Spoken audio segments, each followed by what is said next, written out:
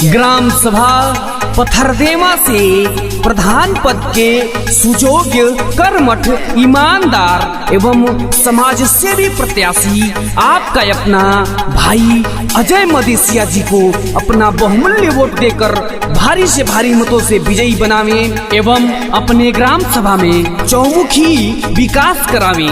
ये वही अजय मदेसिया जी हैं जो लॉकडाउन जैसे समय में जब गरीबों और असहायों को कोई पूछ नहीं रहा था, तब यही अजय मदेसिया जी तन मन धन से गरीबों की मदद करने का काम किए थे। कर्मठ सुयोग्य जुझारू बाणे सबसे अच्छा, कर्मठ सुयोग्य जुझारू बाणे सबसे अच्छा। अजय मदेसिया के साथ बातें बच्चा बच्चा, रुख देखी विरोधी हक्का बक्का बड़े, रुख देखी विरोधी हक्का बक्का बड़े।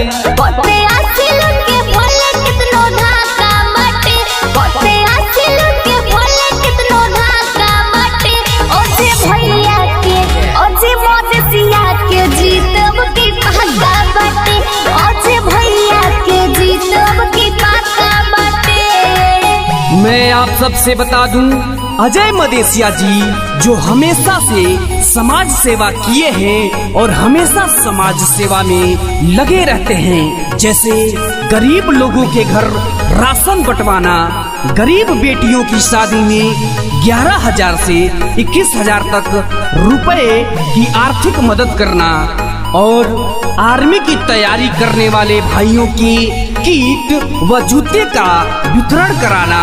इतना ही नहीं, आचार्य नरेंद्र देव इंटर कॉलेज में बच्चों को पीने के शुद्ध पानी के लिए आरओ लगवाना। और मैं आप सबसे बता दूं, पथरदेवा आचार्य नरेंद्र देव इंटर कॉलेज के मैदान में हर साल राष्ट्रीय स्तर के फुटबॉल महाकुंभ की प्रतियोगिता का आयोजन कराना, जो हम सभी के लिए गर्व की बात है। तो अजय मदेसिया जी द्वारा की गई ये सारी सेवाएं हमें भूलना नहीं है दोस्तों। इस बार पथरदेवा ग्राम सभा से इन्हें ही ग्राम प्रधान बनाना है। इनके जिताई विजयी बनाई, निमन बाइने कर बेचरवानो हो, बेचरवानो हो, बेचरवानो हो। ए चाची सुनी, ए भाभी सुनी, धई दिन से अचरवानो हो। सब फंड जनता में जाइनु हो, टाइम से वृद्धा पेंशन आइनु हो।